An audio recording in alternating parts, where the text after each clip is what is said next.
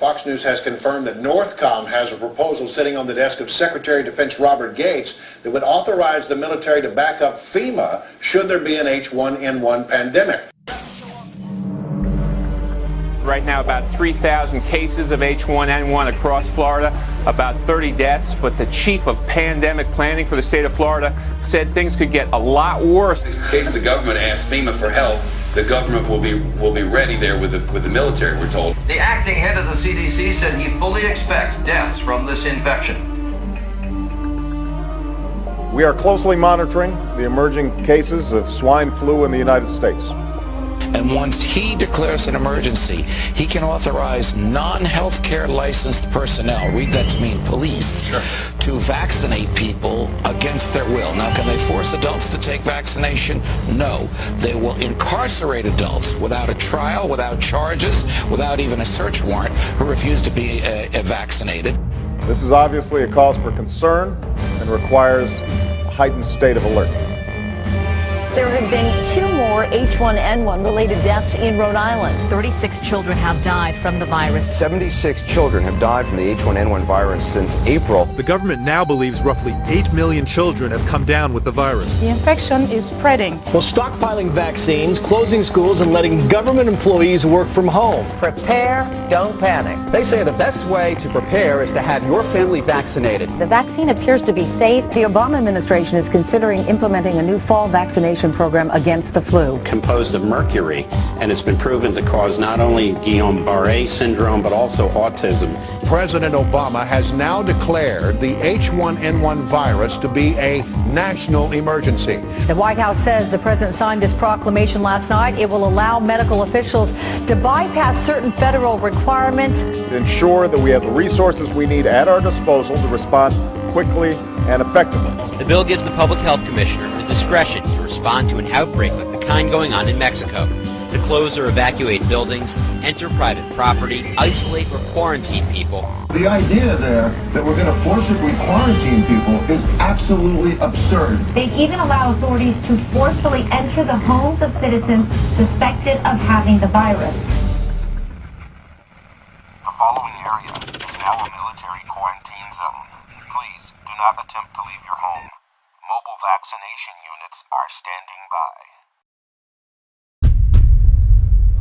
I believe that the threat of martial law and FEMA camps is a real threat. I believe that our administration and the prior administration has been setting this country, staging the country to pave the way to martial law by creating pandemic scares or whatever it is to induce this hysteria. A pandemic means in multiple regions across borders. If you have one person who's sick in Mexico and one person who's sick in the United States, they can declare a pandemic. But in the people's minds, it conjures up the image of an epidemic, which is in one nation, but generally is associated with widespread numbers of illnesses and deaths. Pandemic scenarios are a convenient and effective way of carrying out mandatory vaccinations and for making the realization of mandatory quarantine camps a reality. The World Health Organization is holding emergency meetings and may declare a worldwide pandemic. At that level, trade could be restricted, sports events and concerts could be canceled, and borders could be closed. They can show up at your house and say, this is a quarantine area and you have to leave. And if you say, no, I don't want to, then you're subject to arrest and deportation to a detention center, where then they'll say you need to be inoculated. And if you say, I don't want to be, you can be forcibly inoculated, just like under the Freedom Commission, they're talking about education. And it's quickly getting to the point to where if you choose not to inoculate your children, they can have legal sanctions against you. The basic problem here is that this is just makes a mockery of freedom. There's a lot of what if going on here as well. You know, what if gun control? What if martial law? What if they disrupt the chain of command? Is there any proof on either side of anything going on? Absolutely none whatsoever. Today in New Orleans, they got a lot tougher on the holdouts. Police department, anyone home? Not only the flooded areas, but New Orleans' driest and wealthiest neighborhoods too. Police department! The police and National Guard going street by street, house to house. We need to make sure, too, that whenever we knock on doors, people refuse to leave. We need to make note, call it in. So they say, but we want to stop these things before they happen. But at the same time, the question has to be asked, are they planting seeds in people's minds that these things could develop when really there's no likelihood that any of this is going to happen? Sometimes entering open houses with guns drawn and instructions to disarm anyone inside. You say guns will be taken? No one will be able to be armed. We will take all weapons. That happened today in this wealthy neighborhood where homeowners had armed themselves to protect their mansions. Residents were handcuffed on the ground. They were a little bit threatened because our weapons were bigger than their weapons. For many of the police and guard troops, it is an uncomfortable job to do this in an American city. Well, I don't want you in here. We're not going to do that. I don't want you in here, period. But there's a mandatory evacuation. I know all about it. All of a sudden, they were banging on the front door, the side door, and the back door. They said, let us in. Patty tried to explain. She was on dry land, she had plenty of food and water, and didn't want to abandon her dogs. But it didn't matter. If you see 6 or 8 police that look like linebackers pushing you in a corner, you're in shock. I'm saying, look at all my food. I got plenty of food. They kept pushing me back, and ended up like this. Well, Patricia Coney's protests were to no avail. They moved her out of there. We've activated our National Guard and our statewide fire and emergency services, and we're going to be bringing those in to relieve the city forces as the afternoon goes on. Also in Massachusetts, the legislature is acting rapidly on a bill updating what the state can do in a public health emergency. Massachusetts proposing legislation that would allow police to forcefully quarantine residents and even impose martial law without a warrant. The state of Massachusetts, both houses of the legislature have enacted this law, and once Governor Deval Patrick signs it, and he says that he will, it'll become the law, and it will allow him to declare an emergency. And once he declares an emergency, he can authorize non-healthcare licensed personnel, read that to mean police, sure, to vaccinate people against their will. Now, can they force adults to take vaccination? No. They will incarcerate adults without a trial, without charges, without even a search warrant, who refuse to be vaccinated. This is what the statute authorizes. It also authorizes the statute also authorizes the police to remove children from adults, vaccinate them against the will of the child and the will of the parent. Evacuees are flooding this embarkation center. Now, despite the large number of people and pets, things are running very smoothly. Now, this efficiency can be attributed to a technology solution brought on by Radiant RFID, which uses RFID wristbands and RFID portals. The jurisdiction is able to get an accurate manifest on every single person getting on the bus just by walking them through this simple portal. Pets and critical medical equipment belonging to the evacuees pass through this RFID portal and are immediately added to the manifest as well. Bus loading personnel no longer need to scan each person on the bus with a barcode system like this one, a process that can be consuming when time is of the essence.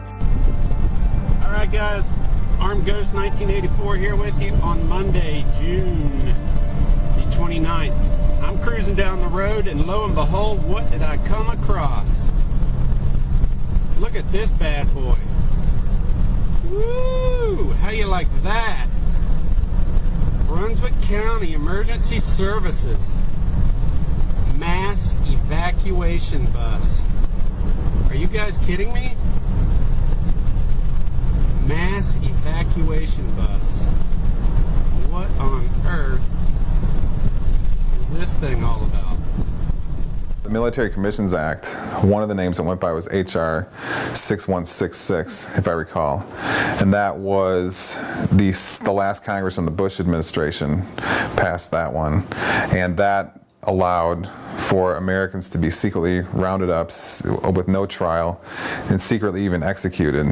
And that also had discussion of detention and in that legislation. And I remember when that came out, I said, this is, I can't believe that America's involved with something like this. Who knows? Who cares? My thing I don't care is who am I going to ask? Am I going to test it? Am I going to use it on my dog, my kid? And that's not the point. I don't care how safe and effective it is. That was not the point. It was to have the government was going to force an elixir inside of my flesh without my willing consent. Not going to happen. In 1999, I enrolled in the local police academy, which is put out through Drury University, and it's to get your state certification as a peace officer in the state of Missouri.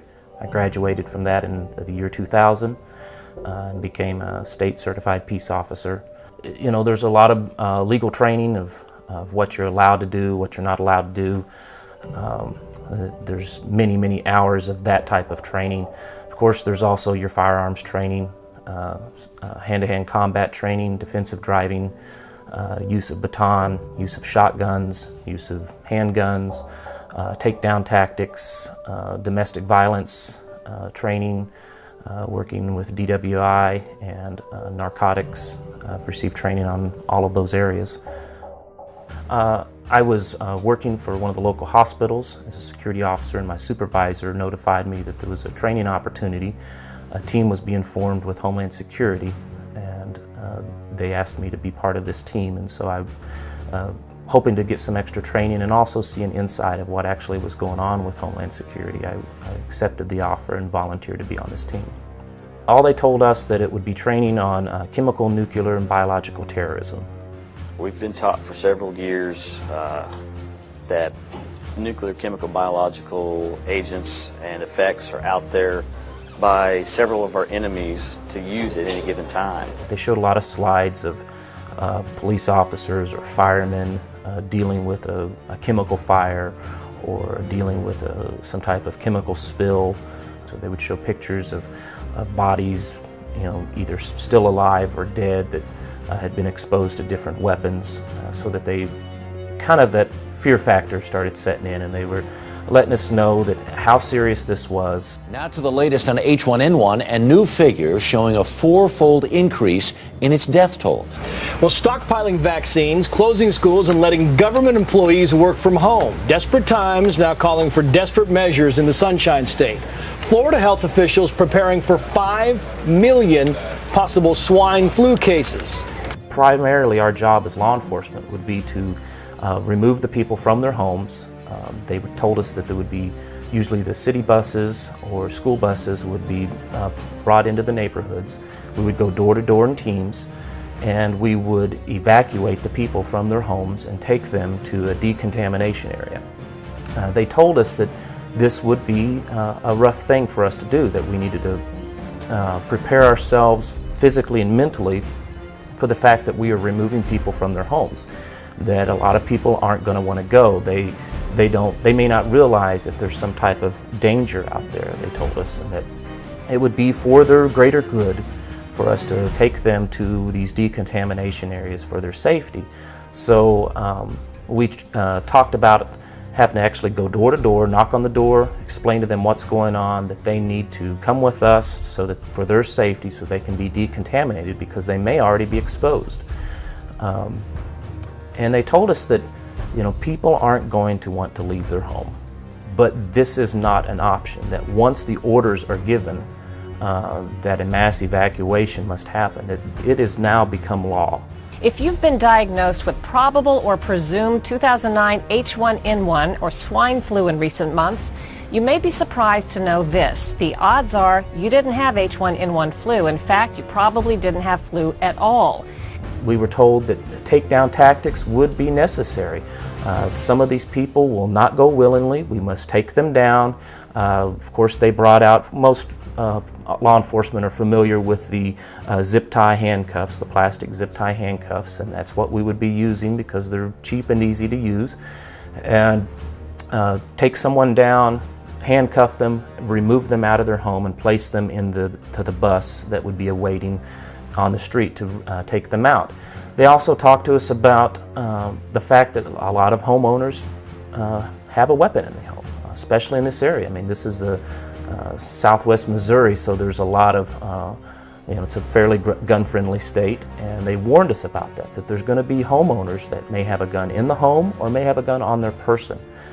So be prepared to use tasers, pepper spray, and possibly even lethal force. But there were 4 of them with rifles and holding on us with our hands in the air until they got in our boat. So they got on the boat and they asked us, do you have any loaded weapons? Yes, we do. They're in the 2 back compartments. Wayne went to show him where the gun was. And he screams, don't touch it, don't even move, I'll get it. We've removed them from their homes. We put them on a bus. The bus goes to a designated quarantine area, which might be the local hospital, it might be a local church, might be the local school or local community center. The buses would pull in, there would be armed security already there. We would remove the people off of the buses and they would get in a line in front of that tent, and that's where they would go in to be decontaminated. Local, state, federal, and private agencies, they are all taking part in a week-long domestic emergency response exercise. They're testing their ability to respond to multiple disasters in the Chicago area. Our job would be to go around the building, find every exit, and make sure that it's secure with chains and padlocks, so that there would only be one entrance and one exit only. You're looking at behind me is the triage area that is being set up to deal with the victims. The people get off of the buses, we line them up. Then they told us, and this was the part that really started bothering me, that before they can enter this decontamination area, they must be stripped naked so that they could be decontaminated. And they said that, people are not going to want to do this. It could be snowing outside, it could be sleeting, it could be raining, it does not matter. They must be stripped down naked. An officer on either side of the line, right at the entrance of these tents, armed, ordering someone to remove their clothing. If they did not remove them, they were taken to the ground, handcuffed, and the clothing would be removed by force. So they're stripped down naked, possibly handcuffed, and then it's inside of that tent is going to be like an assembly line of sorts. You've got 2 or 3 different stations. The first one, they come in and they hose them down. Now, everyone working in this, and these are going to be your medical staff and your first responder staff, and they're in moon suits, non-rebreather moon suits. They hose them down. They have large scrub brushes, and this is something afterwards we did in training of how to do this. You'd have a bucket with soap and water, and they would clean you down. They would go to the kind of move you down to the next person, and they would rinse you off. Next person would dry you off, and then at the end you would receive a vaccination. They specifically told us that there would be, most likely in every scenario, there would be vaccinations given, because they don't know what you may have come in contact with. Now, did they go into detail of what that vaccine would be? No, they did not. But they did say that there would be vaccinations, and then they would receive clothing, which most likely would be some type of jumpsuit or hospital-type scrubs like you would see at a jail. They are given those, and then they're escorted inside the building where they will stay. That they would be there until released by the local government, or they would be there until they would be removed to transfer to another more secure facility. They didn't go into detail of what type of more secure facility, but I guess you could use your imagination of what we're talking about. And I'm sitting there and I was trying to figure out, I'm thinking, why the vaccinations? I mean, there could be some things if it was a pandemic virus. Maybe I could see that, but most vaccines need to be given before you're exposed to the virus for them to work. You don't get the flu and then get the flu vaccine. It usually doesn't work that way. It's usually beforehand that you have to get it. But they said several times that at the end of this decontamination line, you would be given a vaccine, you would be given clothing, and then taken into the quarantine area. Under a program sponsored by the Department of Homeland Security, police officers were trained to go door to door, removing people from their homes with deadly force if necessary, escorting the people to school buses, and being delivered to a decontamination area, usually at a school or local church, where the subjects will be hosed down, scrubbed down, given a series of vaccinations, and held prisoner until they can be transferred to a more secure facility. The Department of Homeland Security has these programs embedded in the policing communities across the United States, just waiting for orders to be given. First of all, there is no constitutional validation for rounding people up, detoxing them, mandatory vaccinations, and then sending them to secure facilities. I mean, that whole description is exactly what they did to the Jews during the Holocaust. I mean, we round them up, we, give them group showers, we give them mandatory vaccinations, and, at the end of that tour, they put you in ovens. I mean, waiting until you're walking into the oven, that's too late to complain. If you didn't complain a lot sooner than that, I mean, you lose. Months before the swine flu vaccine was even released, we were receiving reports from across the United States that public schools were forcibly inoculating school children with a seasonal flu vaccine, telling parents it was the law. They're doing vaccinations in the schools, there are clinics in the schools, there are nurses in the schools. When parents went to court, they found out that it wasn't the law, and the schools then backed off saying, oh, it was just an accident. Now we're seeing a replay of that, where schools across the United States, from Kentucky to New York, are forcibly inoculating children with the H1N1 flu vaccine, even when their parents have instructed them not to do so. And again, when the schools get caught, they say, oops, we made a mistake. What's happening is, in years past, there's been a massive backlash against the hundreds of vaccines that are being pushed against the population. The Gardasil shot for supposed cervical cancer, the MMR, the rising rates of autism from 1 in 25,000 20 years ago to 1 in 96 today. And so because there is this big backlash, they're hyping the H1N1 really as an excuse to try to set the precedent to forcibly inoculate the population. That's what's really happening here. The main thing that we looked at, all I wanted to know was, can Arizona use legislation in some way to forcibly inoculate an individual resident? That's all I wanted to know. Where is that information? Finally, we did get a call. I got a call at home, as a matter of fact, from a representative from the Arizona Department of Health. And what they said was, they go, yes, there is a plan. And they finally gave me on the net where it was. So I went there and I started looking at it. What they had done is they had a mechanism in place waiting for a declaration of emergency from the federal government. At this time, you remember that the World Health Organization was giving us the highest rating. The entire planet was going to fall ill. Well, that didn't really happen. It was just a trigger for the national government here in the United States to declare a national emergency. That triggered the ability of the governors to be able to declare a state emergency that would enact a bunch of provisions in this plan. Well, part of this plan is that they would have forced inoculations. We preempted it by going out and doing a lot of video, talking to a lot of people, and making sure that we were in support of the first responders not being inoculated, support first responders that say no to mandatory shots. So one of the things that we wanted to make sure that we understood was, what mechanism were they going to use to be able to have some kind of an excuse to strap you down and give you a shot? Well, we found it.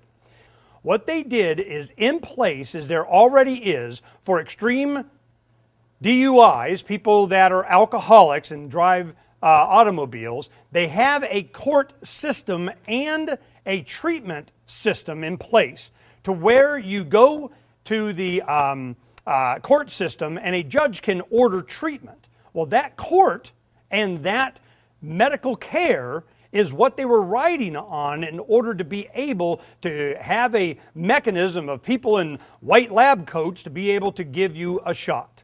Well, in the legislation, it said, those that choose to refuse being inoculated for religious reasons can do so, but they have to get on the bus.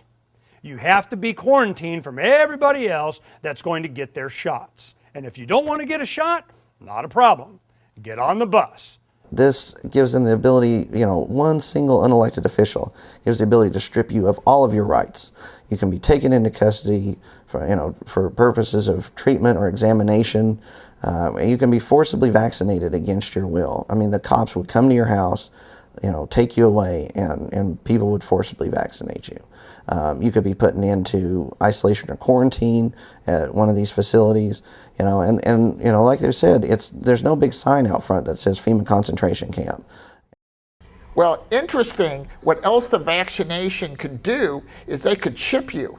They could put in that vaccination, they have chips so small that they can go inside those vaccinations. That could be another thing they could be doing, is saying, oh, we want to give you this N1H1 vaccination to save you from some disease, but really they're doing is they're chipping you without you knowing it.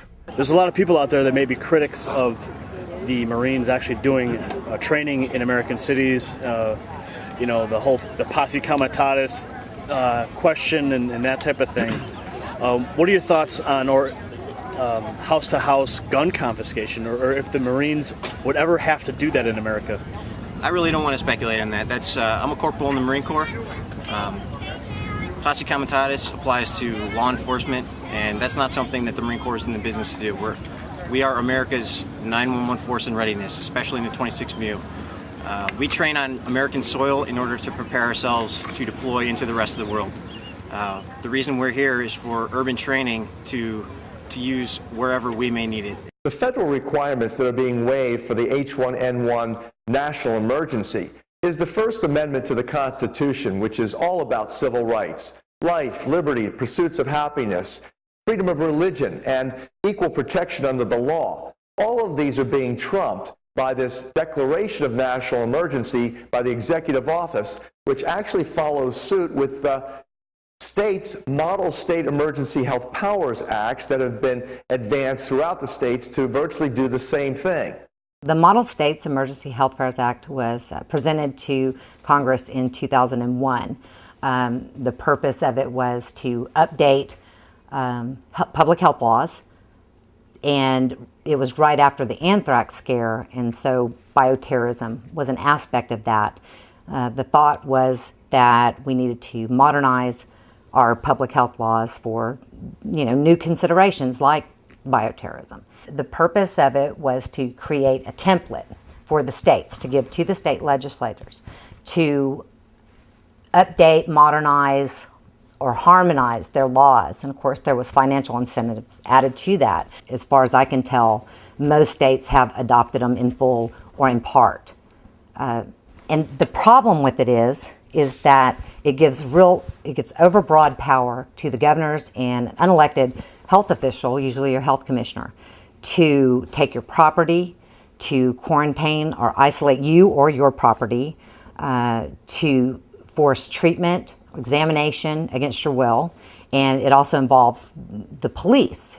In Oklahoma, the commissioner may issue an order for the examination of any individual under the suspicion or confirmation that said individual has a communicable disease. So in other words, on one man's word that he suspects you have a communicable disease, you can be taken in and examined against your will, and then it goes to treatment. The commissioner may issue an order for the treatment of any individual suspected or confirmed to have a communicable disease. The commissioner may also order the treatment of any individual or individuals exposed to certain infectious agents. So in administrative rules, we find that the Commissioner of Health, who's an unelected official, he can issue an order for examination of any individual or group of individuals based upon suspicion or confirmation that they've been exposed to a communicable disease. Treatment, they can order upon suspicion or confirmation that someone's been exposed to a communicable disease.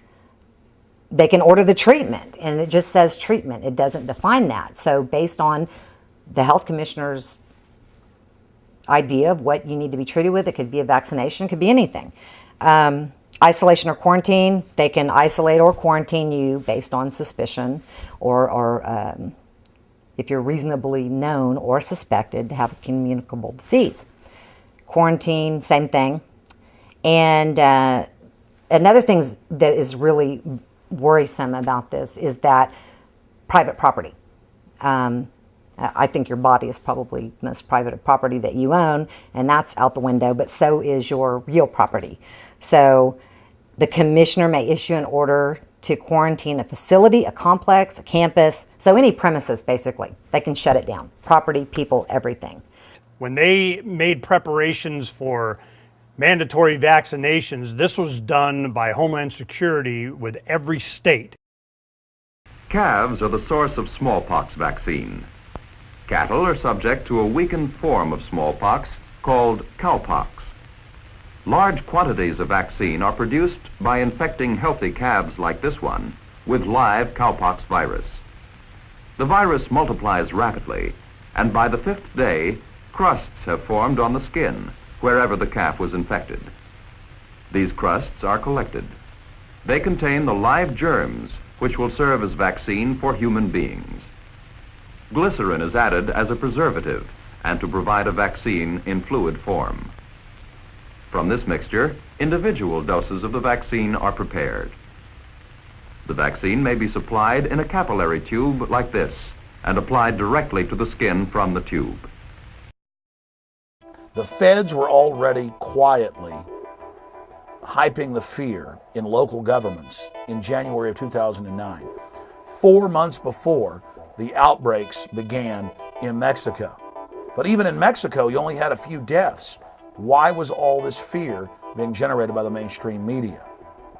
The Obama administration declared a public health emergency after 40 cases of swine flu were confirmed. This is obviously a cause for concern and requires a heightened state of alert. And the US has started to test a swine flu vaccine on children and adults. There's a bit of a rush to test a new flu vaccine. Now, like you said, about 12,000 children in Oklahoma are going to be tested with this vaccine to see what the side effects are going to be. And like you said, here in the United States, we call that being a guinea pig.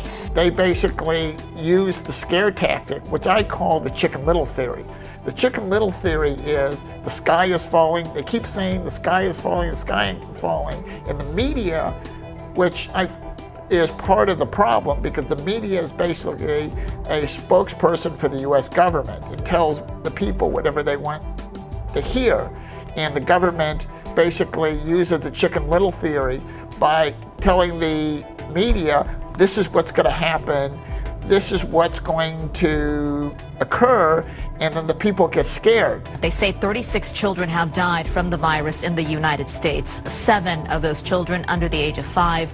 The average age, 9 years old. 76 children have died from the H1N1 virus since April, including 19 in the last week alone. We've learned that there have been 2 more H1N1 related deaths in Rhode Island. Today's numbers are about 4 times higher than what the CDC reported just 6 days ago. The government now believes roughly 8 million children have come down with the virus. In addition to the 540 who have died, 36,000 have been hospitalized. The Centers for Disease Control this past week quadrupled its estimated H1N1 flu virus death toll to roughly 3,900. More than 4,000 Americans have died after coming down with H1N1. U.S. public health officials say they are now moving forward aggressively, preparing for this flu epidemic to become much more severe. The acting head of the CDC said he fully expects deaths from this infection. All of the media hype and fear-mongering that we've seen worldwide associated with the pandemic of 2009-2002 with the H1N1 novel flu virus has been completely unwarranted.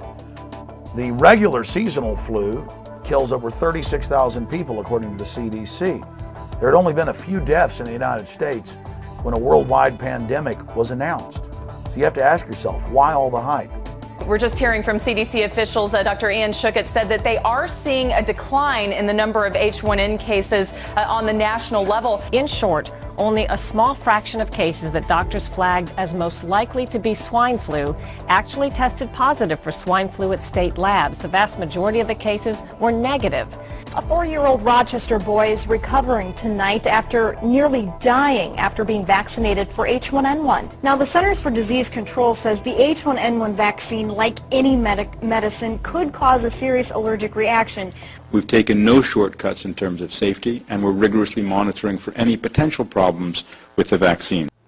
You know, during this H1N1, that's one of the powers of the internet and information.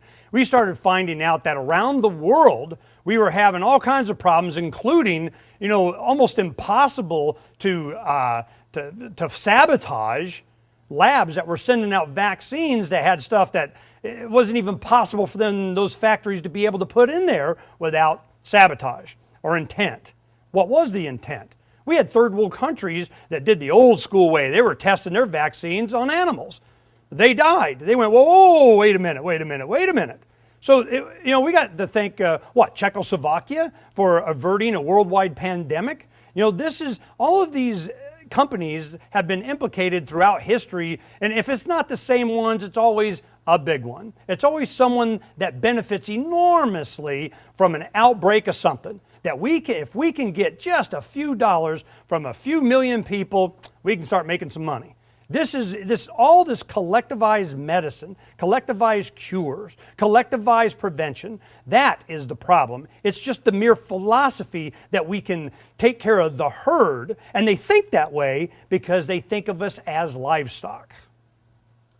A new survey shows that 1/3 of British nurses have said that they will not take the swine flu vaccine because they're worried about the possible side effects. I know from talking to people in the research community, even scientists who helped develop the vaccine for smallpox are saying they're not going to take the vaccine and urging their friends and family not to take this vaccine either. Now, the swine flu vaccine from back in the 1970s, which is supposed to be pretty similar to the one that's being offered today, has been linked to a neurological disorder called the Guillain-Barré syndrome. Well, contained in the vaccine is a component called thimerosal, which has been proven, half of it is composed of mercury, and it's been proven to cause not only Guillain-Barré syndrome, but also autism in young children. All right, would you give it to your kids? I definitely would not. You would not, all right? And in fairness, I've talked to 3 doctors in 3 days now, and all 3 have said absolutely they would give it to their kids. They intend to give it to their kids. They're going to take it themselves, but you say no. I definitely would not. I've seen it devastate people with chronic fatigue syndrome, fibromyalgia, highly implicated, again, in autism. I think you're rolling the dice. It's a proven neurotoxin. It has 25,000 times the level of mercury than would be considered toxic if it was a food or water. The military is expected to put together teams across the country to deal with a possible outbreak this fall. Did you hear that, Jessica? The military. I mean, they have some serious concerns about what's going to happen in the fall with this flu. Yep. Because we'll have 2 flus at once, obviously, regular old every year flu, and then this, you know, pig flu. And H1N1. Yeah, in case the government asks FEMA for help, the government will be ready there with the military. We're told it's as health officials race to get vaccines ready. We are suffering the exact amount of tyranny that we're allowing. The only way that we're really going to be free is when we evolve past the need and the emotional dependence on any government. The United Nations bragged that the H1N1 flu pandemic was a great drill, a global exercise preparing the planet to go under United Nations control, and that all the major signatories to the World Health Organization agreements on flu pandemic were now under UN control. That's one of the main reasons that we see this being carried out. It's all a globalization, federalization drill to train everyone to waive their rights and waive their liberties so that we can all be protected from this public health menace. I go down to my local Walmart and they have a clinic in there, and you walk in and there's people lined up around standing outside waiting to get their vaccine. Do they know what's in that vaccine? No. Do they know that they need it? No. They're just being told that they need to go get it because they could get sick and die. So they load up the family and they run down to the local clinic and everybody gets their vaccine. I've heard rumors about Walmart being used because Walmart has all the clothes, all the food, every Walmart you go into is a, million square foot building, and would be very convenient for sheltering people. It's like, okay, it's raining. Everybody run inside Walmart so that you can keep dry. And then once you get in, you slam the gates closed. Now everybody's locked inside. Walmart is the largest company in the United States and in the world, I believe. With the system of semi-tractor trailers and warehouses that they have, there are stores in basically every community of the United States. They have an existing infrastructure that can move a lot of property, stuff, whether it be food, water, medical supplies, ammunition. That infrastructure can move literally hundreds of tons of food and ammunition and medical supplies very efficiently and very quickly. But it's not just preachers and the InfraGard executives that have been recruited to help carry out this tyranny. They are now getting Walmart involved. In fact, for several years, Walmart has taken part in mass drills where locals simulate coming to the Walmart parking lot where they're given a jelly bean as a symbol of their forced inoculation. Well, I can't address the FEMA camps, but I can address something very closely related, and that is the restriction of travel. And in my research, which really began with looking into toll transponders being used on cars and has now expanded into looking at how tolls are being very specifically used together with information or with planning for a potential epidemic to actually create choke points, to create borders of states where there would literally be no leaving a state. A state could be locked down, where we may actually be moving to a plan in the future where crossing the border from, say, New Hampshire into Massachusetts would be akin today to crossing the border from America to Canada. So that's really what has me very concerned. You don't really need to round people up in FEMA camps if you can simply lock them down. I'll give you one example. The city of Cambridge, I recently interviewed on my radio program a city council member from Cambridge who had given back money that was used to install video cameras, federal money for video cameras, at all the points of egress from Cambridge. And she said, why do we need this? And the answer was, well, in the event that we have to shut Cambridge down and keep people in, we need to know what the routes are out of the city so we can set up checkpoints and prevent people from leaving. You know, if I have the United States government telling me that there's an enormous threat, either a bacterial, alien invasion from Alpha-Sin, whatever, that there is war, imminent war, missiles coming, details at 11, and they are going to use anything they can to put me into a state of mind that I am willing to go to some camp, that I'm willing to be relocated, that I'm willing to be taken from my home forcibly, then they're the bad guy. It's very important to understand that when you see Barack Obama or Merkel of Germany or Brown of Britain come out and announce that their countries are under an emergency, that is done in accordance with the United Nations. And that's done so executive orders signed by all of these countries can be activated, which supersede the rights and liberties of the people and allow quarantine, forced inoculation, mass arrest, lockdown of cities. Even states have passed laws to mirror the federal and international. Texas passed a law that during an emergency they can lock you up, make you wear a bracelet, make you go to a FEMA camp. We know through the clergy response teams, they're training pastors all over the nation to tell their flocks to take the inoculations, to go to the relocation centers. Well, what's the difference? What's the difference between Bush and Obama? Every wrong thing that Bush was doing, Obama has taken it to the 10th power and has accelerated it and made it worse. Was Bush a socialist? Absolutely. Was Bush a good president? Absolutely not. Did he do things contrary to the Constitution? Absolutely. Did he get us involved in foreign wars that we should not be involved in? Yes. Was he willing to compromise our freedom and security and safety for his own political patty caking? Yes. When the World Health Organization declares a level 6 pandemic, then all of the other mechanisms engage at the national, state, and local level. There are plans through the World Health Organization at the local level that require level 6 before some of the more draconian methods can be implemented. Mandatory flu vaccinations, or mandatory quarantines, mark a pivotal role in this nation's fight against civil injustice. If a person truly has control over their own body, then how can any government force them to be inoculated against their will? With the simple declaration of a national emergency, the Constitution can be suspended indefinitely. I work over in this area, and it's an industrial park, so there's not many people around. One day I'm driving around and I see, hundreds of people walking down the sides of the road, and I was trying to figure out what was going on. Well, we ran into a police officer, and he said that they had evacuated people from Hurricane Gustav, and we were housing them here at the Lucent building. They all had their little bracelets on and stuff, and I guess if they weren't in by a certain time, they got locked out. So, they had the portable bathrooms in there. They had the gate where they locked them in at night and kept everybody else out. For decades, there's been discussion about FEMA detention facilities and how they could be utilized.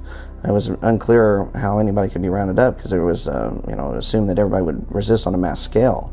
Well, now we're starting to see scenarios where people would actually demand that their friends and neighbors be rounded up. This is a new virus. It has skipped from one animal species to another. This has a little bit of bird, a lot of pig. It's in humans. It is new to most Americans. It is going to cut a swath through those who have no immunologic memory for it. What I worry about is that there's enough distrust of the American government, and people are trillioned out and numb over the Wall Street thing, and they're going to look at Big Pharma and go, please, just another way to make a buck, and they're going to go, don't tell me what to do. You had the H1N1 vaccine that was fast-tracked, skipping all but the most preliminary tests of safety and effectiveness, while at the same time, the U.S. Secretary of Health and Human Services signed a document that gave legal immunity to the vaccine manufacturers and officials alike.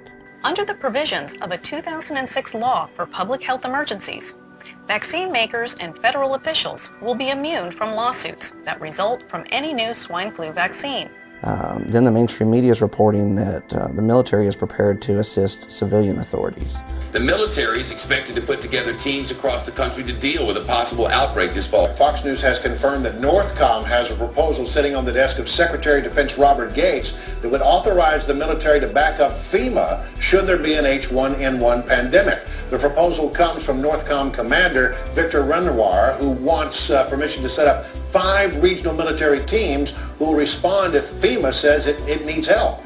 The plan called for military task force to work in conjunction with FEMA. At the same time they're going through all these training scenarios where military and law enforcement are facing angry citizens. There is no proof that the government is building detention camps around the country. Then about the same time you had scientists, health officials, law enforcers, first responders, and other experts that gathered to discuss pandemic response at the International Swine Flu Conference. The World Health Organization is holding emergency meetings and may declare a worldwide pandemic. Some of the breakout sessions included topics such as psychological issues, like unwillingness to follow government orders. And the Constitution says the police can't break into your home, and the police can't take your children away from you, and parents decide what medication the children get, not the government. Then in Oklahoma, we found that there are administrative rules that say that you can be forcibly vaccinated against your will. Basically, it says that you can be taken immediately into custody and for the purposes of treatment or examination.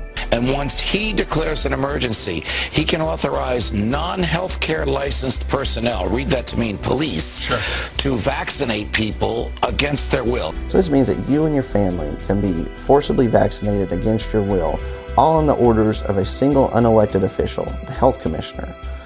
This completely bypasses all checks and balances. Subsequent sections address the issue of isolating people at home, hospitals, or alternate facilities. Well, Andrew Griffin from RedDirtReport.com here in Oklahoma went looking for answers from the Oklahoma State Department of Health. He spoke to Larry Weatherford, and when asked about alternate facilities that would be utilized, Larry stated the old Lucent Technologies building in western Oklahoma City, where Hurricane Gustav evacuees were housed. Well, the Lucent Technology building is located in western Oklahoma City. It's a huge building, lots of open warehouse space, almost completely surrounded by barbed wire fence with secured gates that have guard shacks beside them. And then in the back, there's rail access, which meets the criteria of what people call a FEMA concentration camp. I mean, there's no sign out front that says FEMA concentration camp, but it's one of these deals where it's this gray area. But immediately that when they wanted to utilize it, it could be put into effect. For decades, people have talked about FEMA detention facilities. But it's always been, a point of contention on how people would be able to be rounded up in these, because everyone assumes that there would be mass resistance to it. Well, now we're starting to see scenarios where people would actually demand that their friends and neighbors be rounded up in case of a pandemic, or be it true or false. At least the impression of a pandemic would be enough to initiate that type of behavior. This is behind me is the Lucent building. It's an enormous facility, a huge open warehouse space where previously evacuees from Hurricane Gustav have been housed. It's a large open parking lot areas here with secure fence all around, barbed wire facing in, and a railroad tracks just a few feet away. You could see where thousands of people could be staged here and loaded on the railroad tracks. They're just a few feet away. They've set up communications already for cellular and various other networks, but you could see where that could be easily converted also in the smokestack behind us. It would only take a few military personnel in strategic locations to really lock this place down. I mean, while there's open access now, it would only take a few hours to really secure this place. A few guards in strategic points and no one would be able to leave.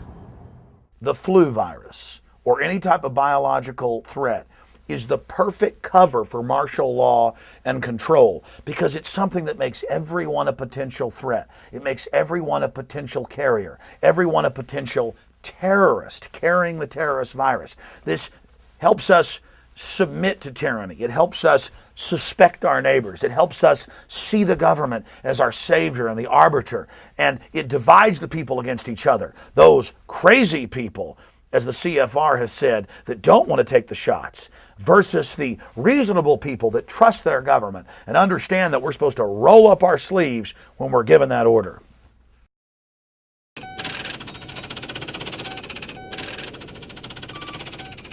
I don't know if it's true, but I've been told that 3 days without food, your neighbors are willing to steal from you. And 6 days without food, your neighbors are ready to kill you. Well, if we create the economic collapse and just wait for a week, we're going to have rampant theft, rampant, assault and murder. And, well, heck, that's clearly an excuse for the government to step in and reestablish law and order. The problem is they're reestablishing their law, their order, where they are in control, and any of us that, disregard a direct order are now shot and killed. When the economy first started to crash, we knew what was going to happen. There was going to be a government bailout, just like they did in the savings and loan scandal in the late 80s, early 90s. Here in Arizona, we took a hit. We could see the same thing was going to happen. We had really hot real estate. We had, the bubble was inflated as much as it could go. They were building more homes than they had people that would even go look at them. There are many triggers to institute expanded, unconstitutional, federal and international control. And chief among those is an economic collapse. We already saw that in October of 2008, when the Congress wouldn't vote for unlimited money to be given to the very same private banks that had orchestrated the crisis. Secretary of the Treasury at the time, Paulson, went before a closed session and threatened them that martial law would be declared if they didn't submit to what JP Morgan Chase and Goldman Sachs were doing. Many of us were told in private conversations that if we voted against this bill on Monday, that the sky would fall, the market would drop 2,000 or 3,000 points the first day, another couple thousand the second day, and a few members were even told that there would be martial law in America if we voted no. And now they're back to their same old tricks again, saying there's going to be a complete economic meltdown if you don't give us even more power and allow the very banks that engineered the last crisis power over all other financial institutions. As a senator, Obama supported the nearly $1 trillion Bush TARP program, which gave money to insolvent banks and Wall Street businesses. When his administration took over, Obama ushered in his own $1 trillion America Recovery and Reinvestment Act, 28% of which has been set aside for entitlements. This act was supposed to save our economy by stimulating the economy, creating jobs, and rebuilding infrastructure. Yet the financial crisis has not yet been averted. The housing markets have not recovered. Unemployment still hovers close to 10%, and according to recent figures, those living in poverty in the United States of America is expected to be nearly 15%, a figure not seen since the 1960s. While our nation's debt and gross domestic product are nearly the same percentage, the Obama administration preyed on the fears of many and forced yet another $1 trillion piece of social legislation through Congress. The Affordable Care Act will force the people of the United States to purchase health care or be fined for not having it. From my point of view, it's the health care, the Obama plan, mandatory health care. If you don't have health care, you're going to be given a $1,000 fine. And for me, one of the scariest aspects is mandatory vaccinations. I worked on a cattle ranch for a period of time, and every year, well, twice a year, we would get all the cattle and we would give the cattle mandatory vaccinations. And the analogy was not lost on me. You know, the government wants to treat us like cattle, wants to line us up, and wants us to take these vaccinations whether we need it or not. The way you get Americans into camps, you can't do, roundups won't be successful like they were in World War II Germany, where they first disarmed the Jews and then did whatever they wanted with the Nazi soldiers. They had an easy time rounding them up. Here you can't do that, because if you get people shooting back, it's, you know, and the word gets around this is going on, it's going to be unsuccessful. So probably in America, you'll need to have an ultra-massive economic collapse to coax people to persuade them to come into the camps. That would be, so economic hardship is the way to do that. If people are starving, they have nowhere to go, the tent city will not sound as good to them as a FEMA camp.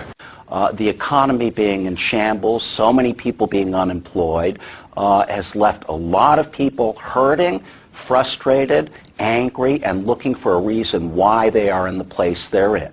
In addition, I think that a great many people out there are very angry over things like the bank bailouts, the bailout of the auto industry. You know, what they see, I think, is a government simply pouring money into the hands, really, of the elites, of people who then go on to get bonuses of millions of dollars at the end of the year, and they don't feel that what the government has done to try and end the recession is really reaching real working people.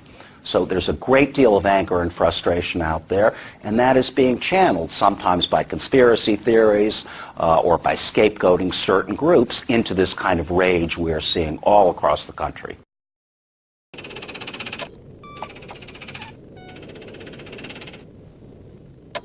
The most sickening aspect of this whole Homeland Security system is the fact that over 1,200,000 Americans are on the no-fly list.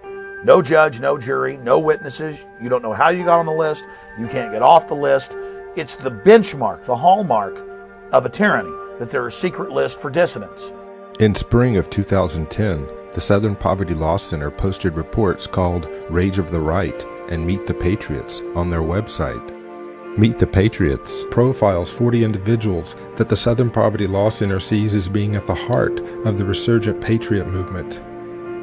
Furthermore, our federal government, as well as the mainstream media, looks at the Southern Poverty Law Center as the ultimate watchdog for people that could potentially be domestic threats to our country's security. Has there been a rise in hate crimes, etc.? Well, there has definitely been a rise in threats towards the president, in domestic terrorism aimed at the president, and at hate speech essentially revolving around the idea that we have a black man and his black family in the White House. So that's undeniable. I mean, we've seen skinhead assassination plots, a guy who wanted to set off a dirty bomb at the inauguration, and a whole long list. Many of the cases you mentioned, like the man who murdered 3 officers in Pittsburgh, were also influenced by this anti-Obama atmosphere. In his article about the Southern Poverty Law Center, Chuck Baldwin states that the information and reports disseminated by Southern Poverty Law Center wind up in police reports and bulletins all over the United States, pointing out that the Southern Poverty Law Center probably played a big role in the infamous February 2009 MIAC report. An anti-tax demonstration is scheduled for downtown's Keener Plaza April 15th, but charges are flying that one of the organizing groups is an extremist anti-government group. The group is the Constitution Party, and they run candidates for, among other offices, Mayor of St. Louis, congressional seats, and several statewide Missouri offices. But the Anti-Defamation League, the Southern Poverty Law Center, and at one point the Missouri Highway Patrol all labeled the Constitution Party an anti-government extremist organization. I think we'd consider it a fringe right-wing political party that we consider to have extremist roots. Last month, the Missouri Highway Patrol issued an intelligence report warning local Missouri law enforcement to keep an eye on radical organizations, and those included the Constitution Party. Several of those named in the two reports are veterans, former law enforcement officials, politicians, and even a couple of Fox News personalities. These are interspersed with a handful of independent journalists, including film producer Gary Franchi and militia members. In their spring 2010 intelligence report, the Southern Poverty Law Center claimed to have identified 512 patriot groups. The report states that being categorized as a patriot group doesn't make them an advocate of violence or hate, yet the Southern Poverty Law Center, a group of self-confessed national hate watchers, was quick to claim these groups are anti-government extremists. Founded by Morris Dees and Joseph Levin in 1971 for the purposes of ensuring the rights of minorities, the Southern Poverty Law Center claims to be an organization dedicated to fighting hate and bigotry and to seeking justice for the most vulnerable members of society. What would the Southern Poverty Law Center hope to gain by naming and profiling individuals in their Meet the Patriot report? Top-ranked Baldwin, Franchi, and others wonder about the possibility that the Southern Poverty Law Center is a front organization for Big Brother. These patriots are in the forefront, fighting for this nation's constitutional rights. The Southern Poverty Law Center seems bent on demonizing any American citizen or group who feels that the federal government is not adhering to this country's ultimate law, the Constitution. That FEMA, for instance, is running a secret series of concentration camps in order to imprison Americans, or that President Obama is secretly planning re-education camps for our children. Those kinds of ideas, certainly not in all cases, but in some percentage of cases, drive people to feel that they have to defend their kind of freedoms, their liberty, at the point of a gun. The Southern Poverty Law Center labels patriots as people who generally believe that the federal government is an evil entity that is engaged in the secret conspiracy to impose martial law. Specifically, where do you get proof, aside from some isolated incidents, that this is a growing trend across the country? Sure, fair enough question. I don't think it's at all isolated. We've got not only reports, all kinds of evidence of these groups actually doing training in the woods as they did back in the 90s. Completely overlooked by the Southern Poverty Law Center is information published in an article in the now-defunct Radar magazine. In the article, The Last Roundup, is government compiling a secret list of citizens to detain under martial law. Christopher Ketchum reports that the Continuity of Government program encompasses national emergency plans that would trigger the takeover of the country by extra-constitutional forces. In short, it's a roadmap for martial law. No one knows very much about the Continuity of Government program. Representative and Homeland Security Committee Chairman Benny Thompson and committee member Pete DeFazio sought to review the documents, but were denied, pressing DeFazio to go public, stating, maybe the people who think there's a conspiracy out there are right. Ketchum also talks about MainCore, a database that a knowledgeable source says contains information on 8 million Americans. Specifically, Ketchum quotes his source as saying, the database can identify and locate perceived enemies of the state almost instantaneously. In the event of a national emergency, these people could be subject to everything from heightened surveillance and tracking to direct questioning and possibly even detention. Resurgent patriots understand that the definition of a national emergency remains rather vague. According to Department of Defense documents and past executive orders, it could be as simple as riots or natural disasters to the more complex insurrections or nationwide opposition to a U.S. military invasion overseas.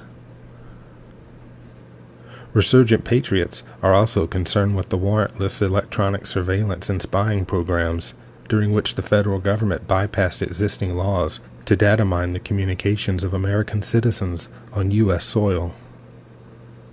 This information, along with information from other sources, gives the so-called resurgent patriots and patriot groups credibility, plausible reason for concern, and paints a sinister picture of the Southern Poverty Law Center, an organization out not to protect the most vulnerable members of society, but to suppress, degrade, and list anyone who openly questions the federal government's actions. Another controversial report and more damage control from the Department of Homeland Security, the same department that issued a report suggesting returning war veterans were susceptible to extremist groups, also issuing what it calls the, quote, domestic extremism lexicon, end quote. It's like a dictionary with definitions for various extremist or terrorist groups and some definitions. Here's an entry: anti-immigration extremism. The Department of Homeland Security's definition: people who are, quote, highly critical of the U.S. government's response to illegal immigration and oppose government programs that are designed to extend rights to illegal aliens, such as driver's licenses and in-state tuition. Here's another one: single-issue extremist groups. According to the DHS dictionary, there are individuals who focus on a single cause, such as animal rights or the environment. They are also described as special interest extremists. But the reality is the Department of Homeland Security is supposed to be defending us against another attack from Islamic terrorism. That's the reason this department was created. And yet it appears to be the gang that can't shoot straight. And also, to me, it's missing its purpose. You went through all those different definitions of different types of extremists. Nowhere in that dictionary do you see the term Islamic extremist. It came to light last week that the state of Pennsylvania paid an Israeli-based company, the Institute of Terrorism Research and Response, $125,000 to compose a list of opponents of gas drilling and tax protesters to fulfill the State Department of Homeland Security federal mandate. When the matter was brought to the attention of Pennsylvania Governor Ed Rendell, he claimed to be appalled and embarrassed that his office was tracking and circulating information about legitimate protests. At a press conference, he made this declaration: "Let me make this as clear as I can make it. Protesting against an idea, a principle, a process is not a real threat against infrastructure. Protesting is a God-given American right, a right that is in our Constitution, a right that is fundamental to all we believe in as Americans." Well, unless, of course, you were protesting against the G20 in the governor's state last year.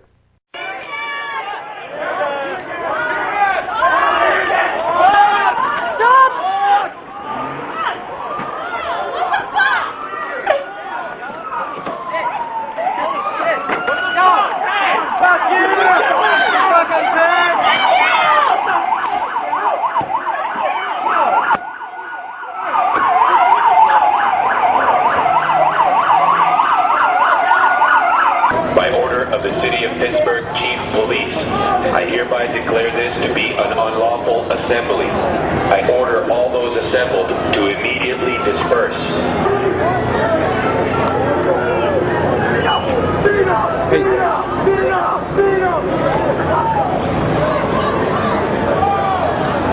I think whenever you begin to look at what took place under the regime of Adolf Hitler, what took place under Mao's China and Stalin's Russia, and on, the pattern of before you can persecute a people, before you can incarcerate large numbers of people, you have to marginalize them.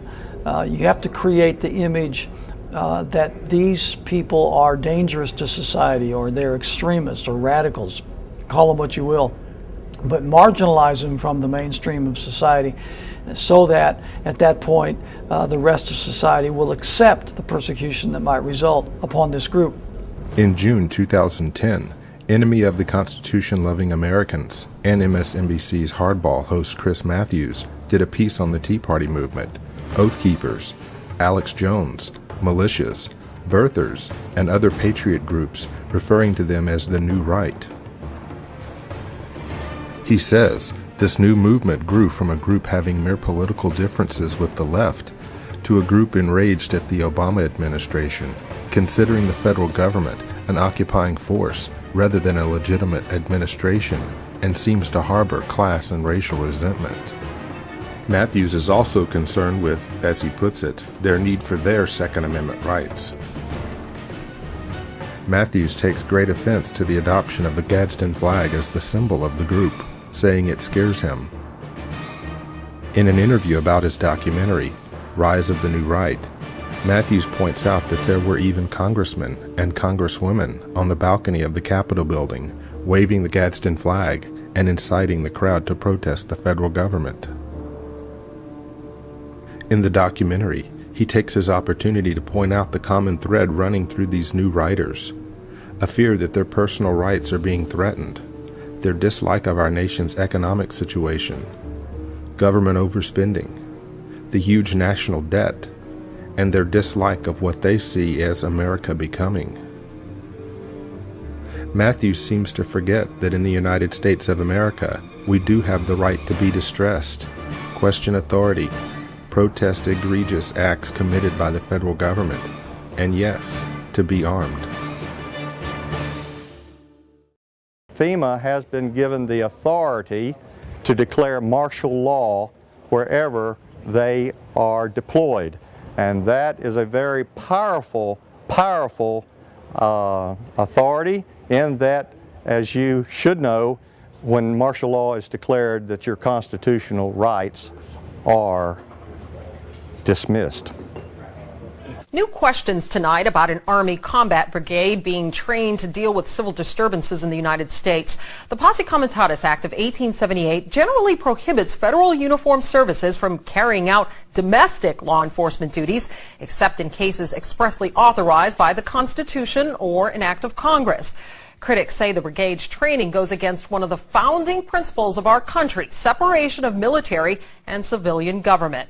They've spent 30 months on the streets of Baghdad. Now the 1st Brigade Combat Team of the Army's 3rd Infantry Division is back in the USA. The Army Times reporting, quote, they may be called upon to help with civil unrest and crowd control or to deal with potentially horrific scenarios, end quote. May be called upon to help with civil unrest and crowd control.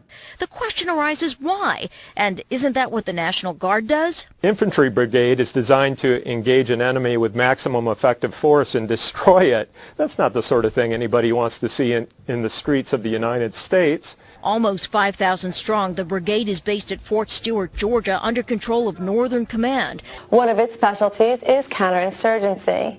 This is a radical departure from separation of civilian law enforcement and military authority, and could, quite possibly, represent a violation of law. Historically, the posting is unusual. In modern history, Army troops have been used at extraordinary junctures. Under the first President Bush to contain the 1992 riots in Los Angeles, under President Lyndon Johnson in response to Detroit's 1967 riots, and in the grips of a depression by President Herbert Hoover to contain Army veterans demanding their bonuses.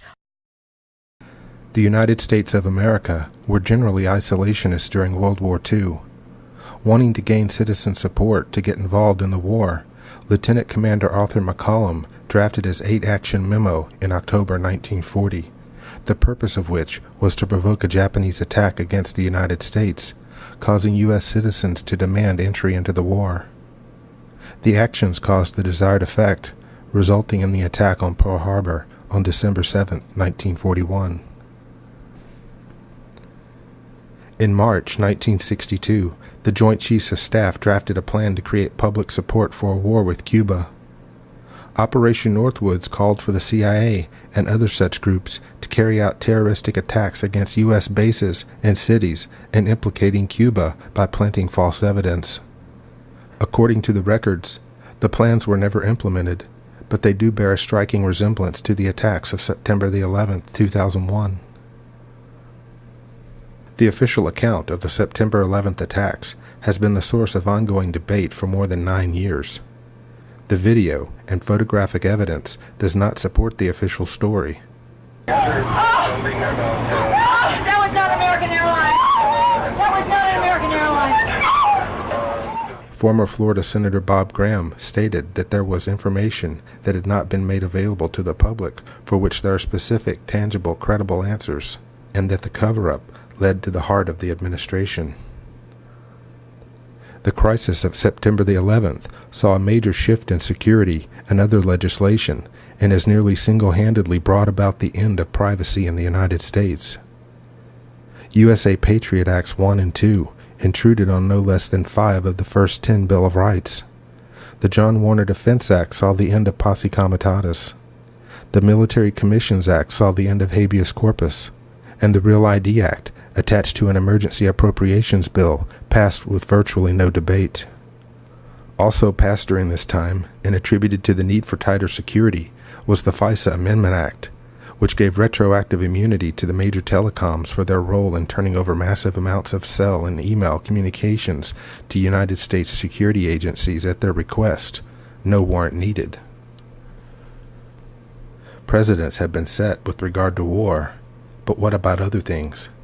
Many have said for years that there's a plot to move to a new world order, one world government. What if that were the plan? There have been several instances in the past where politicians and leaders have mentioned a plan for a new world order, but none so blatantly as England's Gordon Brown at the G20 summit held in London in April 2009. Brown summed up a portion of the meeting by saying, "I think a new world order is emerging, and with it the foundations of a new and progressive era of international cooperation."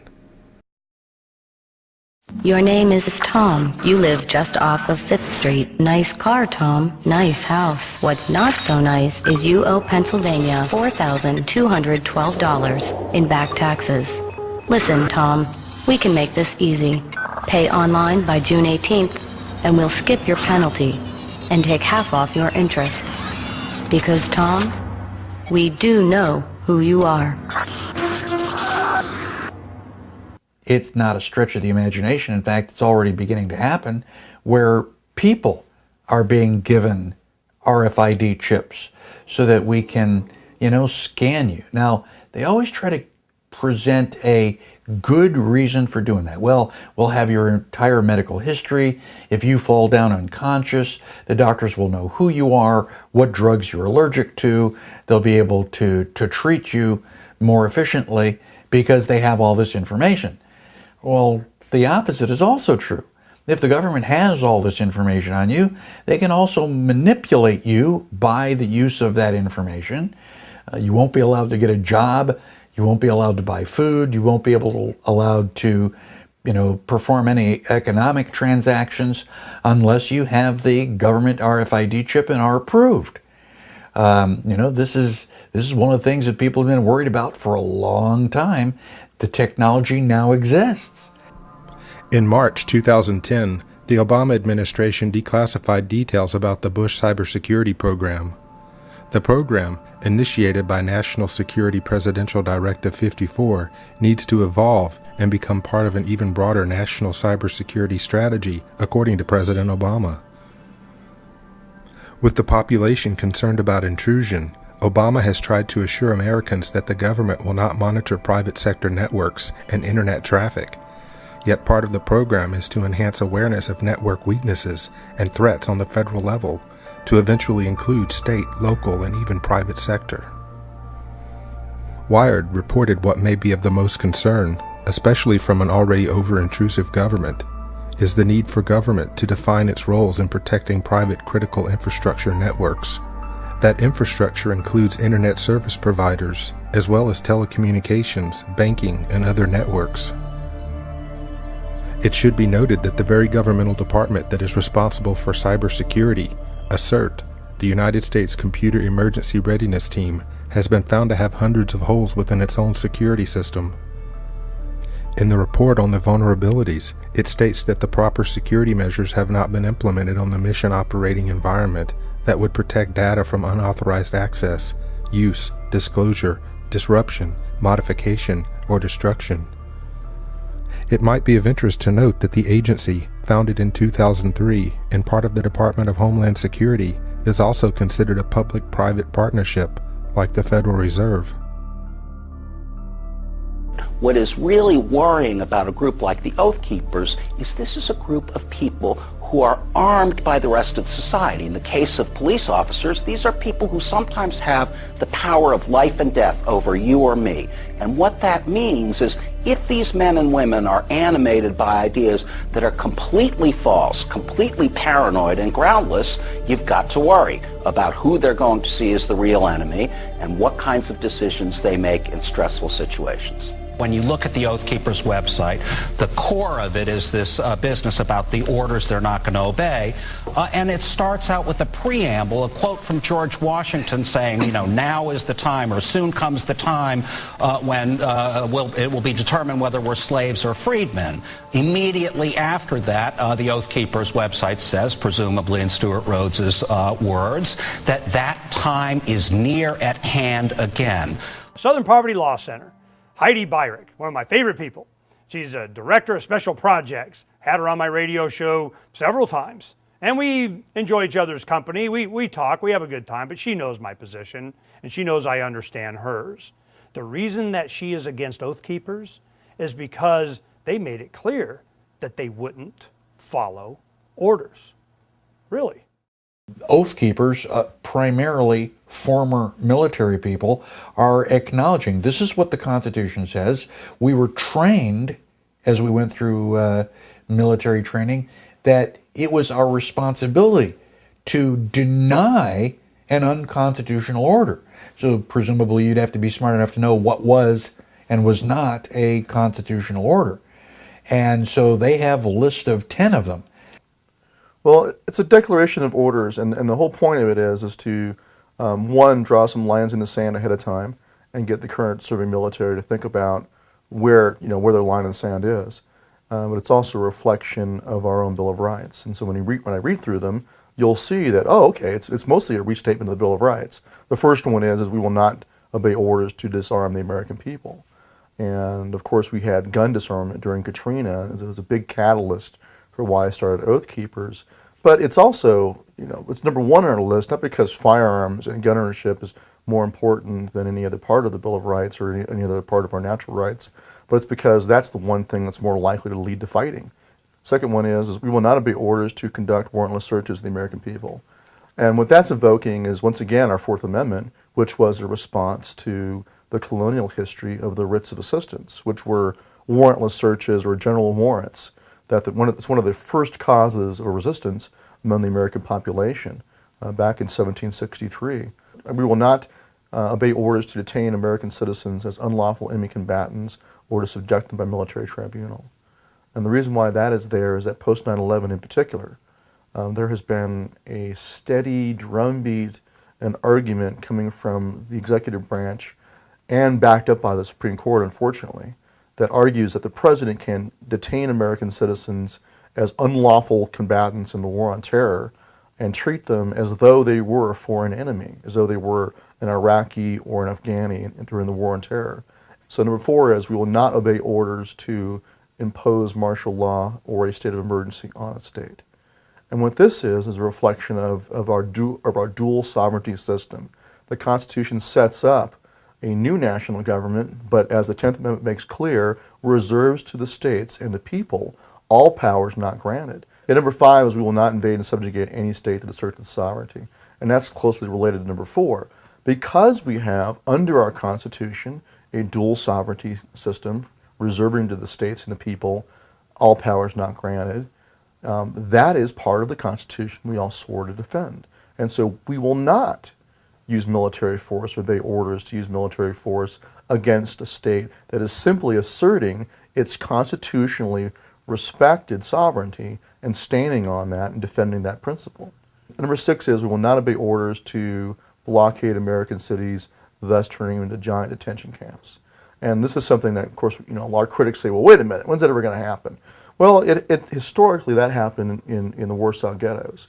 And that's one of the things that we've done is say, look, not only do we have the history that the founders reflected in our Bill of Rights. We also have the 20th century experience, what was done by the Nazis, was done by Stalin and his gulags. And one of the things the Nazis did is that they cordoned off a large section of Warsaw and detained the Jews there and used that as a detention center. All they had to do was blockade it off and post armed guards and post concertina wire around it, and then they starved them out. They tried to starve them to death. Okay, number 7 is we will not obey orders to force Americans into any form of detention camp under any pretext. And this is once again a reflection of our own experience in the 20th century. As we saw what happened in Nazi Germany, as we saw what happened in Stalinist Russia, we saw what happened with Pol Pot in Cambodia. You had people who were forced into detention centers. And even in our own history, the sad history during World War II of American citizens of Japanese descent being rounded up, over 100,000 of them were interned in detention camps in California, Arizona, Oregon, and Washington State. And this was done by executive order by FDR, and it was carried out by the military generals, General DeWitt on the Western Command, of the Western Command. And so we had that precedent, even in our own history. Number 8 is we will not obey any orders to use foreign troops on U.S. soil to keep the peace or maintain control. And the reason why this is on this list is in the founders' experience, it was the use of foreign mercenaries, the Hessians, which was one of the more grievous affronts and led to the Declaration of Independence, quite frankly. They had, even during the fighting after April 19, 1775, there was still hope they could reconcile and remain part of the British Empire. But when the Crown used foreign troops on them, that's when they drew a line and said, this is just so outrageous. It's one of the reasons why they separated. Number 9 is we will not obey orders to confiscate the property of the American people, including food and other essential supplies. And once again, this is a recognition and reflection of the fact that denial of food has been used as a weapon in warfare for thousands of years.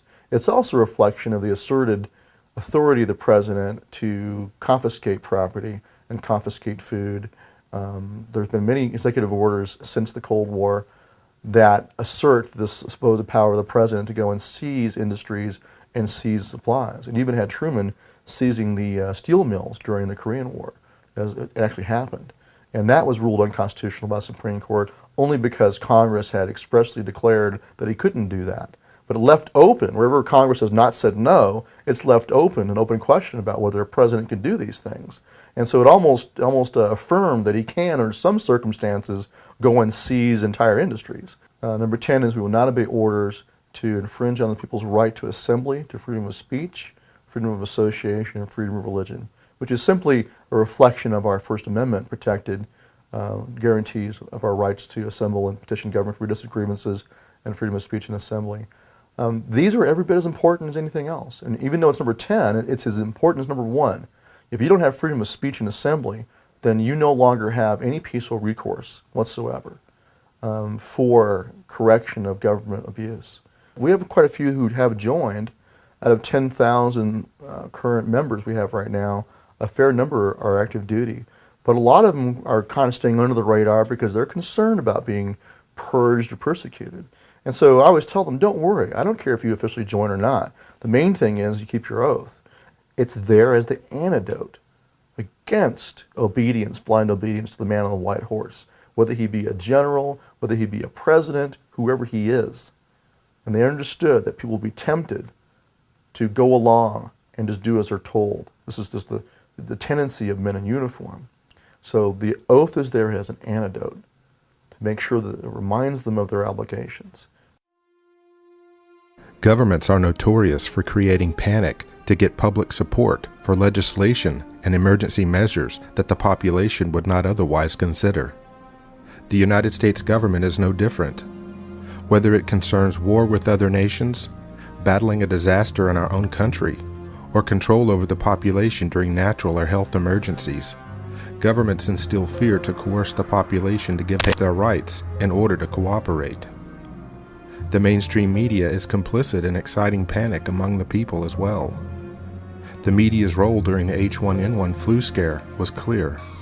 Swine flu normally infects pigs, but this virus is a new strain. These are a new swine influenza virus. They're new for pigs and they are new for people. The plans are already in place to force the non-compliant public to cooperate. You can be removed from your home, by force if necessary, mandatorily quarantined and vaccinated against your will. Your children can be removed from schools and taken to safe yet undisclosed locations until it is deemed safe for their return. This is all under the guise of protecting our nation. What has happened to our free country? Little by little, we are losing our constitutional rights, yet most Americans are paying little or no attention.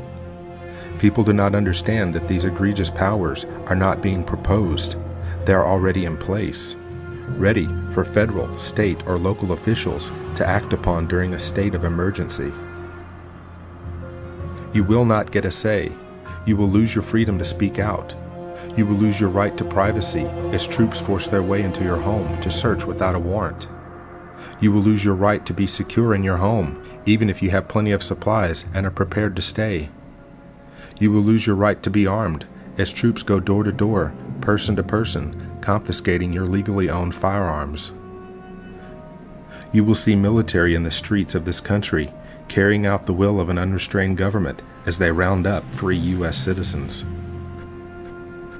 Some state governments pass measures to forcibly quarantine residents, incarcerate those who refuse to be vaccinated, and to forcibly vaccinate your children.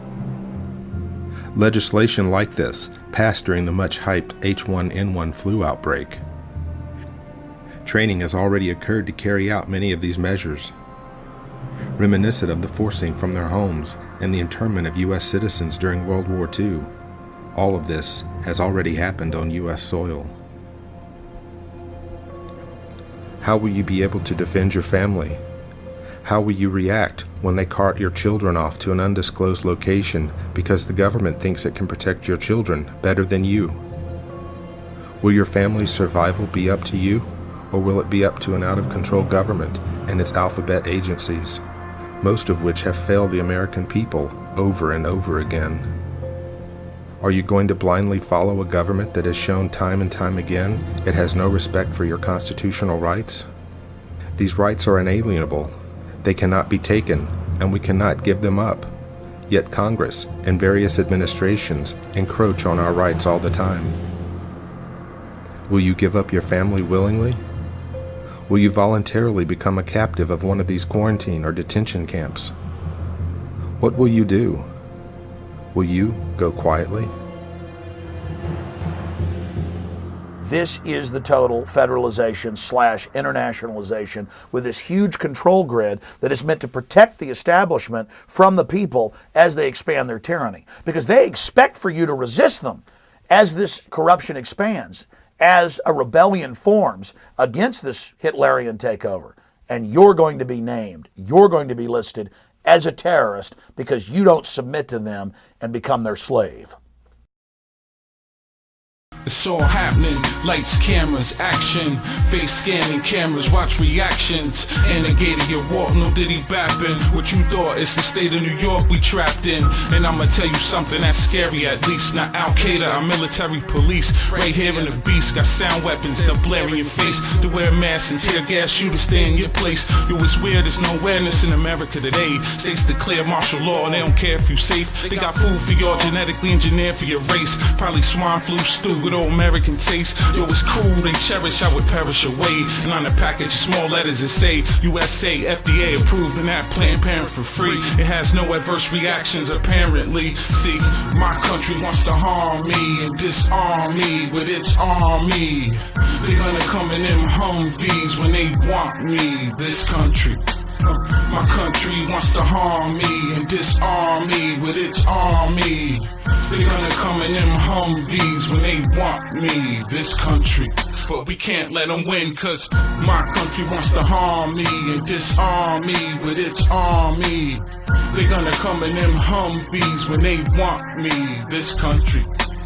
My country wants to harm me and disarm me with its army. They're gonna come in them Humvees when they want me, this country.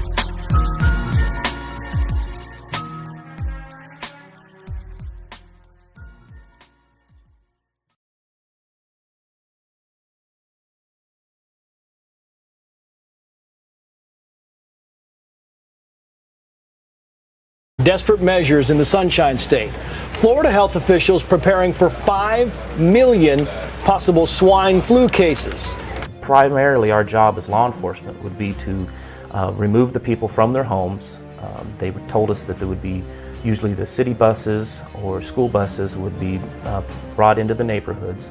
We would go door to door in teams, and we would evacuate the people from their homes and take them to a decontamination area. They told us that this would be a rough thing for us to do, that we needed to prepare ourselves physically and mentally for the fact that we are removing people from their homes, that a lot of people aren't going to want to go. They may not realize that there's some type of danger out there, they told us, and that it would be for their greater good for us to take them to these decontamination areas for their safety. So we talked about having to actually go door to door, knock on the door, explain to them what's going on, that they need to come with us so that for their safety, so they can be decontaminated because they may already be exposed. And they told us that, you know, people aren't going to want to leave their home, but this is not an option, that once the orders are given that a mass evacuation must happen, it has now become law. If you've been diagnosed with probable or presumed 2009 H1N1 or swine flu in recent months, you may be surprised to know this. The odds are you didn't have H1N1 flu. In fact, you probably didn't have flu at all. We were told that takedown tactics would be necessary. Some of these people will not go willingly. We must take them down. Of course, they brought out, most law enforcement are familiar with the zip tie handcuffs, the plastic zip tie handcuffs, and that's what we would be using because they're cheap and easy to use. And take someone down, handcuff them, remove them out of their home, and place them in the bus that would be awaiting on the street to take them out. They also talked to us about the fact that a lot of homeowners have a weapon in the home, especially in this area. I mean, this is southwest Missouri, so there's a lot of, you know, it's a fairly gun-friendly state, and they warned us about that there's going to be homeowners that may have a gun in the home or may have a gun on their person. So be prepared to use tasers, pepper spray, and possibly even lethal force. But there were 4 of them with rifles and holding on us with our hands in the air until they got in our boat. So they got on the boat and they asked us, do you have any loaded weapons? Yes, we do. They're in the 2 back compartments. Wayne went to show him where the gun was, and he screams, don't touch it, don't even move, I'll get it. We've removed them from their homes. We put them on a bus. The bus goes to a designated quarantine area, which might be the local hospital, it might be a local church, might be the local school or local community center. She was on dry land, she had plenty of food and water, and didn't want to abandon her dogs. But it didn't matter. If you see 6 or 8 police that look like linebackers pushing you in a corner, you're in shock. I'm saying, look at all my food, I got plenty of food. They kept pushing me back, and ended up like this. Well, Patricia Coney's protests were to no avail. They moved her out of there. We've activated our National Guard and our statewide fire and emergency services, and we're going to be bringing those in to relieve the city forces as the afternoon goes on. Also in Massachusetts, the legislature is acting rapidly on a bill updating what the state can do in a public health emergency. Massachusetts proposing legislation that would allow police to forcefully quarantine residents and even impose martial law without a warrant. The state of Massachusetts, both houses of the legislature have enacted this law, and once Governor Deval Patrick signs it, and he says that he will, it'll become the law, and it will allow him to declare an emergency. And once he declares an emergency, he can authorize non-healthcare licensed personnel, read that to mean police, to vaccinate people against their will. Now, can they force adults to take vaccination? No. They will incarcerate adults without a trial, without charges, without even a search warrant, who refuse to be vaccinated. This is what the statute authorizes. It also authorizes the statute also authorizes the police to remove children from adults, vaccinate them against the will of the child and the will of the parent. Evacuees are flooding this embarkation center. Now, despite the large number of people and pets, things are running very smoothly. Now, this efficiency can be attributed to a technology solution brought on by Radiant RFID, which uses RFID wristbands and RFID portals. The jurisdiction is able to get an accurate manifest on every single person getting on the bus just by walking them through this simple portal. Pets and critical medical equipment belonging to the evacuees pass through this RFID portal and are immediately added to the manifest as well. Bus loading personnel no longer need to scan each person on the bus with a barcode system like this one, a process that can be consuming when time is of the essence. All right, guys, Armed Ghost 1984 here with you on Monday, June the 29th. I'm cruising down the road, and lo and behold, what did I come across? Look at this bad boy. Woo! How you like that? Brunswick County Emergency Services Mass Evacuation Bus. Are you guys kidding me? Mass Evacuation Bus. What on earth is this thing? Fox News has confirmed that Northcom has a proposal sitting on the desk of Secretary of Defense Robert Gates that would authorize the military to back up FEMA should there be an H1N1 pandemic. Right now, about 3,000 cases of H1N1 across Florida, about 30 deaths, but the chief of pandemic planning for the state of Florida said things could get a lot worse. In case the government asks FEMA for help, the government will be ready there with the military, we're told. The acting head of the CDC said he fully expects deaths from this infection. We are closely monitoring the emerging cases of swine flu in the United States. And once he declares an emergency, he can authorize non-healthcare licensed personnel, read that to mean police, to vaccinate people against their will. Now, can they force adults to take vaccination? No. They will incarcerate adults without a trial, without charges, without even a search warrant, who refuse to be vaccinated. This is obviously a cause for concern and requires a heightened state of alert.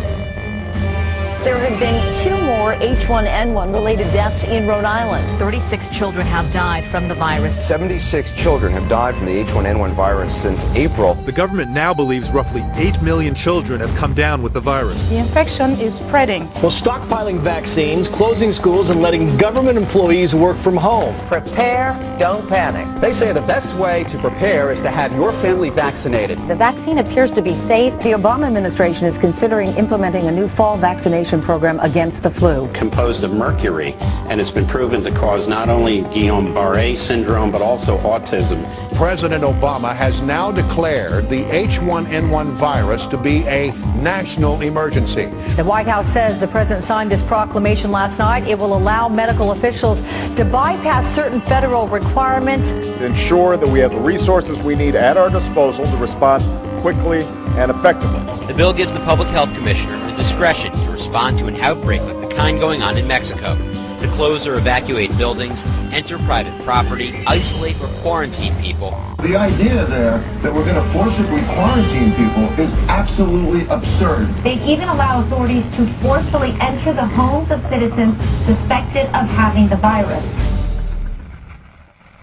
The following area is now a military quarantine zone. Please do not attempt to leave your home. Mobile vaccination units are standing by. I believe that the threat of martial law and FEMA camps is a real threat. I believe that our administration and the prior administration has been setting this country, staging the country to pave the way to martial law by creating pandemic scares or whatever it is to induce this hysteria. A pandemic means in multiple regions across borders. If you have one. The Military Commissions Act, one of the names that went by was HR 6166, if I recall. And that was the last Congress in the Bush administration passed that one. And that allowed for Americans to be secretly rounded up with no trial and secretly even executed. And that also had discussion of detention in that legislation. And I remember when that came out, I said, this is, I can't believe that America is involved with something like this. Who knows? Who cares? My thing, I don't care is who am I going to ask? Am I going to test it? Am I going to use it on my dog, my kid? That's not the point. I don't care how safe and effective it is. That was not the point. It was to have the government was going to force an elixir inside of my flesh without my willing consent. Not going to happen. In 1999, I enrolled in the local police academy, which is put out through Drury University, and it's to get your state certification as a peace officer in the state of Missouri. I graduated from that in the year 2000 and became a state certified peace officer. You know, there's a lot of legal training of what you're allowed to do, what you're not allowed to do. There's many, many hours of that type of training. Of course, there's also your firearms training, hand-to-hand combat training, defensive driving, use of baton, use of shotguns, use of handguns, takedown tactics, domestic violence training, working with DWI and narcotics. I've received training on all of those areas. I was working for one of the local hospitals as a security officer, and my supervisor notified me that there was a training opportunity. A team was being formed with Homeland Security, and they asked me to be part of this team, and so I hoping to get some extra training and also see an insight of what actually was going on with Homeland Security. I accepted the offer and volunteered to be on this team. All they told us that it would be training on chemical, nuclear, and biological terrorism. We've been taught for several years that nuclear, chemical, biological agents and effects are out there by several of our enemies to use at any given time. They showed a lot of slides of police officers or firemen dealing with a chemical fire or dealing with some type of chemical spill. So they would show pictures of bodies, you know, either still alive or dead that had been exposed to different weapons, so that they that fear factor started setting in, and they were letting us know that how serious this was. Now to the latest on H1N1 and new figures showing a 4-fold increase in its death toll. Well, stockpiling vaccines, closing schools, and letting government employees work from home. Desperate times now calling for one person who's sick in Mexico and one person who's sick in the United States. They can declare a pandemic. But in the people's minds, it conjures up the image of an epidemic, which is in one nation, but generally is associated with widespread numbers of illnesses and deaths.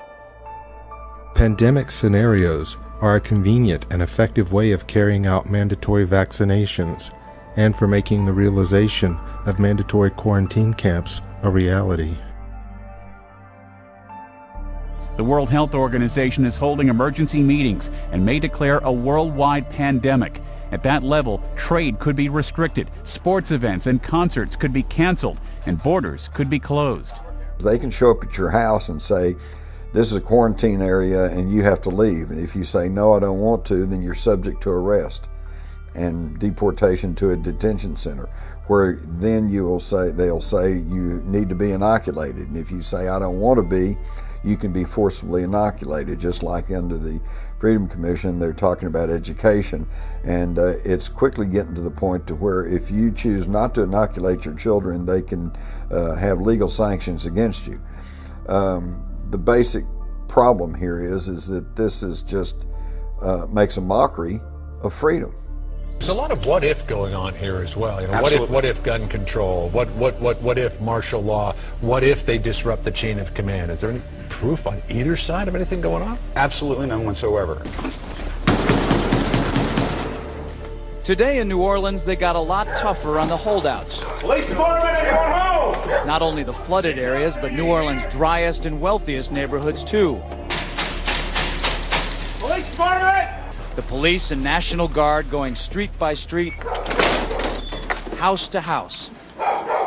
We need to make sure, too, that whenever we knock on doors, people refuse to leave. We need to make note, call it in. So they say, but we want to stop these things before they happen. But at the same time, the question has to be asked, are they planting seeds in people's minds that these things could develop when really there's no likelihood that any of this is going to happen? Sometimes entering open houses with guns drawn and instructions to disarm anyone inside. You say guns will be taken? No one will be able to be armed. We will take all weapons. That happened today in this wealthy neighborhood where homeowners had armed themselves to protect their mansions. Residents were handcuffed on the ground. They were a little bit threatened because our weapons were bigger than their weapons. For many of the police and guard troops, it is an uncomfortable job to do this in an American city. Well, I don't want you in here. We're not going to do that. I don't want you in here, period. But there's a mandatory evacuation. I know all about it. All of a sudden, they were banging on the front door, the side door, and the back door. They said, let us in. Patty tried to explain.